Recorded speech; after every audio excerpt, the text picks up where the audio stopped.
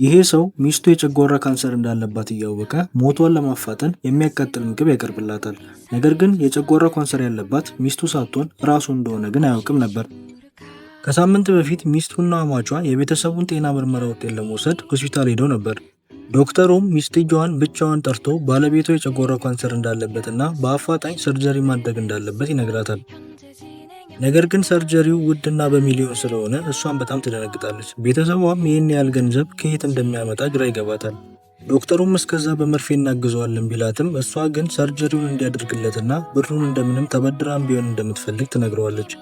ሚስትየዋም ስትወጣ አሟቿ ዶክተሩ ያላትን ነገር ትጠይቃታለች። እሷም ጭንቀቶችን ለመቀነስ ብላ ሁሉም ነገር ጥሩ እንደሆነ ነግራ ክፍያ ለመክፈል ትሄዳለች። አማቿም ነርሶቹ ሲያወሩ ሰምታ ትጠይቃለች። ሚስትየዋ ካንሰር እንዳለባትና ሰርጀሪዋም በሚሊዮን እንደሆነ ይነግሯታል። ሚስትየዋም ስትመጣ አማቿ ተናዳ የደበቀቻት ነገር ካለ ትጠይቃታለች። ነገር ግን ምንም የለም ስትላት በቃ ወደ ስራ ሂጂ ብላ ትቆጣታለች።